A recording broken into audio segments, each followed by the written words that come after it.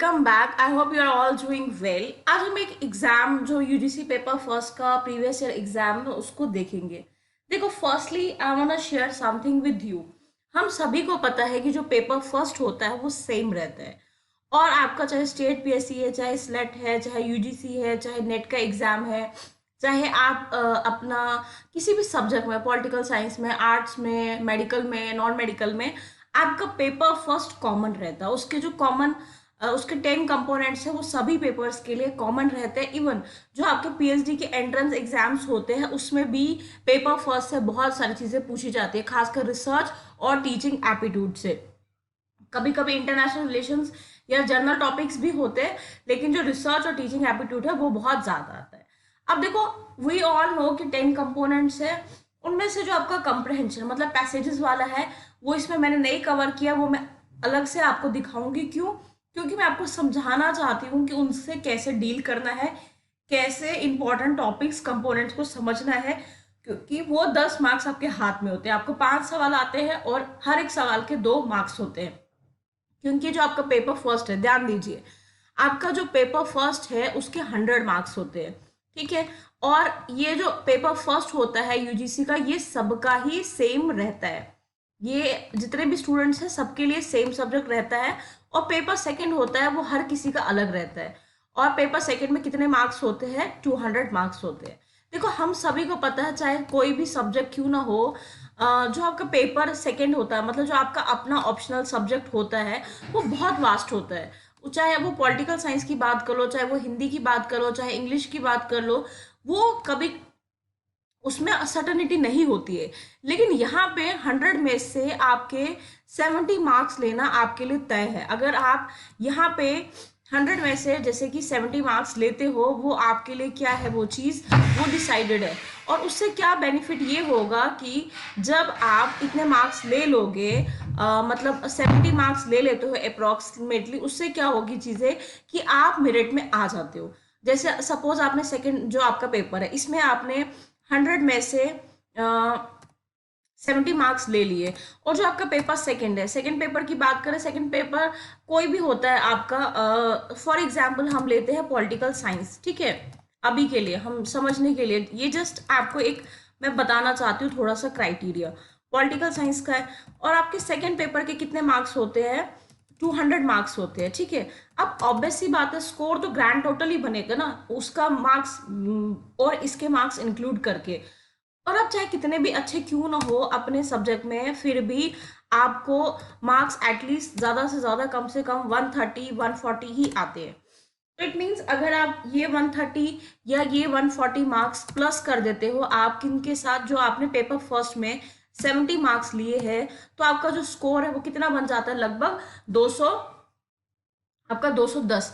और किसी भी एग्जाम में मेरिट जो रहता है वो 210 ही रहता है। So I hope you understand this कि हमारे पास पेपर फर्स्ट में 100 मार्क्स होते हैं। मिनिमम अगर हम 70 मार्क्स ले, हम आराम से जीआरएफ कर सकते हैं। क्यों जीआरएफ कर सकते हैं? देखो, नेट क्वालिफाई करने के लिए आपका मिनिमम रहता है 201, 200, 180, 170।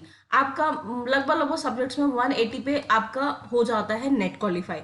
लेकिन जीआरएफ क्वालिफाई करने के लिए आपका जैसे सेकंड पेपर है, कोई ऑप्शन है 200, आपके 140 मार्क्स आ गए, और आपका पेपर फर्स्ट है उसके 70 मार्क्स आ गए, तो आप आराम से जीआरएफ कर सकते हो। सो मिशन जीआरएफ के लिए आपको क्या करना है? आपके लिए बहुत इंपॉर्टेंट बन जाता है पेपर फर्स्ट में स्कोर करना, और ये आपका स्कोरिंग बनता है पहली चीज। दूसरा, ये आपका नेट जीआरएफ क्वालिफाई करने में हेल्प करवाता है। सो हम देखते हैं, हमारा है पहला, दैट इज जुलाई का 2018 का यूजीसी का paper. So let's get started. देखो, पेपर कैसा आता है? पेपर बहुत कंसेप्चुअल आता है, खासकर जो आपका टीचिंग एप्टीट्यूड, रिसर्च और कम्युनिकेशन कॉम्प्रहेंशन, ये 40 मार्क्स ऐसे जो बिल्कुल आपके हाथ में है।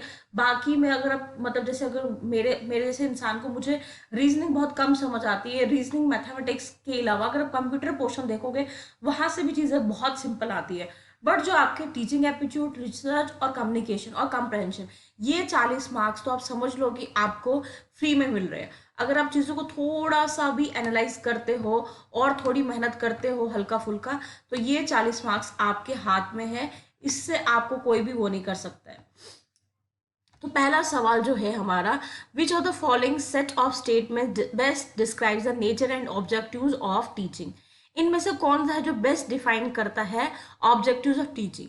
Teaching and learning integrally related है, तो हमें पता है कि टीचिंग और लर्निंग एक साथ जुड़ी हुई है। Then concern of all teaching is to ensure some kind of transformation the students. जो भी टीचिंग्स होती है वो एक अच्छा चेंज लाना चाहती है। Teaching is social act whereas learning is personal act. देखो teacher is a senior person, ये तो नहीं है ना all good teaching is formal nature, नहीं।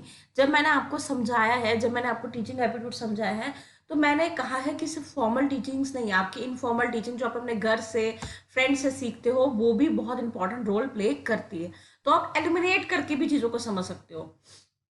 आपका दूसरा सवाल है, which of the following learner characteristics highly related to effectiveness of teaching. अब कोई एक टीचिंग को इफेक्टिव बनाने के लिए क्या स्किल होगा इनमें से। एक बच्चे का period experience of the learner, आप बच्चे को जानते हो, आपको पता है कि वो बच्चे को कैसे क्या लर्न होता है, तो ऑब्वियस सी बात आप टीचिंग को और अच्छा बना सकते हो। देन आपका थर्ड है एस्ट्रेशन बेस। एस्ट्रेशन क्या होता है, आपसे एक चीज पूछ ली जाएगी, वो फिर बताया जाएगा नेक्स्ट स्टेप की ये रीजन है और क्या ये दोनों ठीक है, ये दोनों गलत है, क्या इनमें से एक ठीक है। जैसे all teaching should aim at ensuring learning, obvious सी बात है कुछ तो सीख ही रहे हैं ना हम टीचिंग से। All learning results from teaching, नहीं, जरूरी नहीं है कि ऑल जो लर्निंग्स है वो हम सिर्फ टीचिंग से सीखें, हम कभी कभी खेल खेल में भी बहुत सारी चीजें सीख लेते हैं। Which of the following sets of activities describe indicate the cyclic nature of. देखो एक्शन रिसर्च मैंने आपको डिटेल में भी समझाई है और आगे जाके भी मैं एक बार जो छोटे छोटे पॉइंट्स है उनको अच्छे से समझाऊंगी कि जब भी एक एक्शन रिसर्च होती है एक टाइम पे हम चीज़ों को प्लान करते हैं, एक्ट करते हैं, ऑब्जर्व करते हैं, रिफ्लेक्ट करते हैं, फिर हम फिर से साइक्लिक, देखो ध्यान देना, फिर हम इन्हीं चीज़ों को रीप्लान करते हैं, रीएक्ट करते हैं, री ऑब्जर्व करते हैं और रीरिफ्लेक्ट करते हैं, ताकि वो जब भी हमें चीज़ें लगे कि यार फिर से इम्प्रूव करनी है तो हम उसको इम्प्रूव करते हैं। Differentiate between acceptance and non acceptance of certain stimula. Stimula क्या होता है, देखो आपको बहुत प्यास लगी तो वो स्टिमुला बनेगा। रेस्पॉन्स क्या होता है, आपने जाके पानी पिया। स्टिमुलस क्या होगा, आपको बहुत भूख लगी है, आपने खाना खाया, वो क्या है, रिस्पॉन्स। सिलेक्टिव अटेंशन, कभी भी हमें कोई चीज पर्टिकुलरली सिलेक्ट करनी है। Which of the following sequence of research step is near to scientific study. अब इनमें से आप देखो, इसको पॉज करके एक बार खुद से देखना कि कौन सा जवाब सही होना चाहिए। सबसे पहले हम प्रॉब्लम को समझेंगे क्योंकि प्रॉब्लम से ही स्टार्ट होता है। ध्यान रखना, research starts with the problem, ends with the problem. Actual problem, definition, hypothesis, deducing the consequences, solution, testing the hypothesis, ये एक पूरा पैटर्न बनेगा। देखो बहुत बार एलिमिनेशन मेथड से भी आप चीज़ों को निकाल सकते हो। आप ये तो ढूंढ रहे हो कि इनमें से कौन सा होता है, कभी कभी ये ढूंढो कि इनमें से कौन कौन नहीं है, जो बचेगा वो आपका आंसर होगा। The problem of research ethics. Ethics क्या होता है, हमारे मॉरलिटी, हमारे वैल्यूज, कुछ norms is concern with which of research activities, evidence of based research reporting. आप जब भी रिपोर्ट करते हो आपने कभी भी बाइस नहीं होना है, क्लियर होना है। In which of following activities potential for nourishing creative and critical thinking is relatively greater।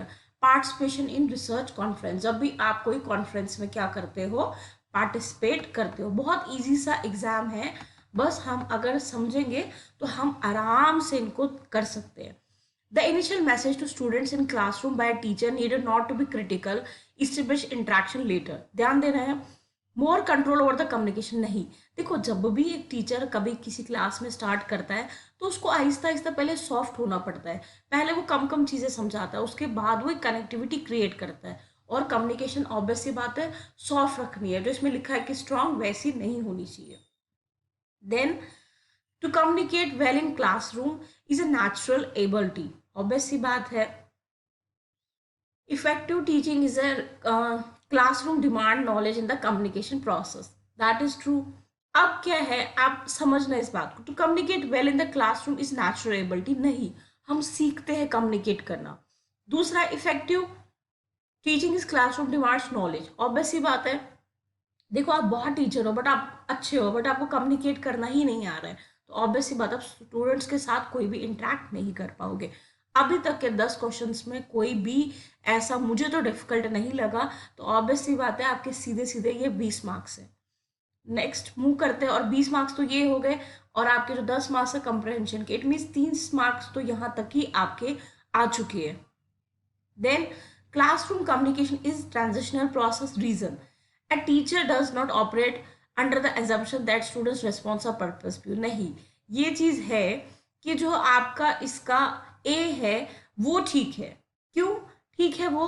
क्यों? क्योंकि वो बता रहा है कि कम्युनिकेशन एक इंपॉर्टेंट सोर्स है, लेकिन आर क्या है? फॉल्स है। अभी जैसे the next in the series, ये तो निकालने वाले क्वेश्चन है। 1 है, 5 है, 15 है, 29 है, तो 47 यहाँ पे आंसर है। अब देखो ये सीरीज कैसे बन रही, ए बी डी है, डी जी के है, एच आई एम है, और यहाँ पे जो आंसर है वो है जे के डब्ल्यू। ये क्वेश्चंस आपको निकालने पड़ेंगे, तब तक हम बाकी देखते हैं। और जब भी आप रिलेशनशिप वाले क्वेश्चन आंसर्स करते हो तो खुद से अपने रिलेटिव, अपने फ्रेंड्स वगैरह का वहाँ पे कोरिलेशन करना एक पेज पे स्टार्ट करो। उससे क्या हो जाएगा, चीज़ें आपको आसानी से समझ आएगी। अब देखना एकदम 17वां क्वेश्चन देखना है। Superiority of intellectual depends upon its power of concentration on theme in it. The same way a concave mirror collects all the rays that strike upon in one point. जब भी हम एक सिस्टमैटिक पैटर्न क्रिएट करते हैं उसको analogy बोलते हैं, एनोलॉजिकल बोलते हैं। ये मैथमेटिकल नहीं है, साइकोलॉजिकल भी नहीं। डिडक्टिव क्या होता है, जहाँ पे हम जर्नल से पर्टिकुलर में जाते हैं, और इंडक्टिव क्या होता है, जहाँ पे हम पर्टिकुलर से जर्नल में जाते हैं। You don't need to worry, जब मैं रिसर्च वाला कंपोनेंट समझाऊंगी आपको तब मैं ये चीज़ें सब क्लियर करूंगी। अच्छा, विच of the following statement is not correct in the Venn diagram, ये भी आपका निकालने वाला है।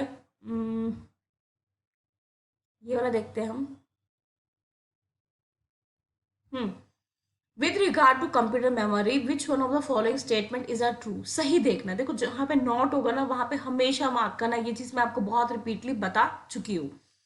Read only memory is volatile memory, random access memory is volatile memory. क्यों इज राइट? क्यों? क्योंकि read only memory is non volatile memory. ध्यान रख देना है। Fly ash produce in thermal power plant is an eco friendly resource for use. ध्यान देना है कि इनमें से कौन कौन सा सही है।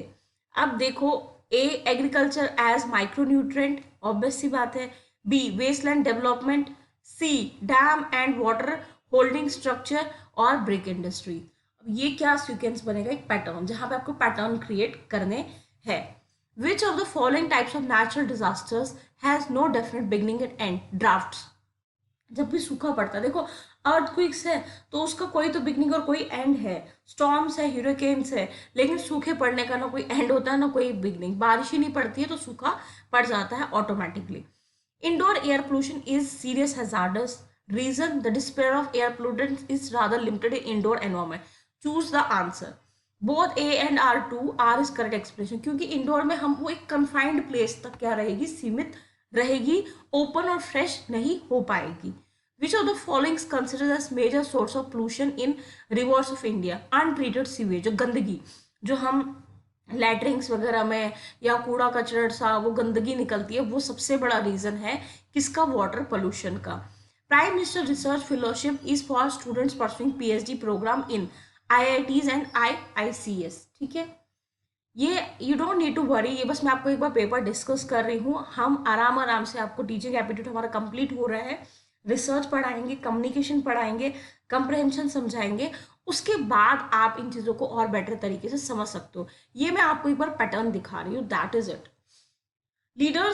Leaders of opposition is a member of committees which A, B and C select Central Information Commissioner, B Central Vigilance Commissioner, and C Commissions of National Human Rights, क्योंकि chairperson of national commission for human नहीं होता है। Which of the following statements are correct about gender budgeting? इसमें देखो ध्यान देना, B एक तो इट असर्स the impact of government budget on women, women पे क्या इम्पैक्ट पड़ेगा। It is another budgeting innovation, एक क्या है, ये इनोवेशन है, नया है, क्योंकि पहले से ये चीज नहीं थी। इनोवेशन मीन्स नया हमने स्टार्ट किया है। Which of the following are barriers of citizen centric administration in India? Barriers, रुकावटें, पहला wooden and inflexible attitude of civil servants. Obvious सी बात हमें पता है कि वो कभी कभी सही से ड्यूटी नहीं करते, अपनी करप्शन में होते हैं। B ineffective implementation of laws and rule, ये तो एकदम मतलब समझ ही के चलो कि ऐसा लॉज एंड रूल्स हमारे यहाँ पे प्रॉपर तरीके से इम्प्लीमेंट ही नहीं होते और उसकी वजह से बहुत ज़्यादा प्रॉब्लम्स क्रिएट होती है। खासकर जो बेचारी पुअर सेशंस है वो हमेशा बेचारी दबी ही रहती है। तो ये आपका पेपर था यूजीसी नेट का। इसमें जो आपका इंग्लिश वाला कंप्रेंशन है वो मैं आपको अलग से समझाऊंगी, क्योंकि वहां पे मैं आपको कुछ ट्रिक्स एंड टिप्स बताऊंगी कि आपने, क्योंकि वो 10 मार्क्स ना आपके फ्री के है, और वो जो 10 मार्क्स फ्री के हैं, आई वॉन्ट कि वो 10 मार्क्स आपसे ना छूटे। कभी कभी लाइफ में हमारे पास क्या नहीं है हम उसके लिए ज़्यादा रोते हैं, जो है उसको यूज़ नहीं करते। तो जो रिसोर्सेज है उसको बेटर तरीके से यूज़ करो, डेफिनेटली लाइफ में आप सब चीज़ें अचीव करोगे।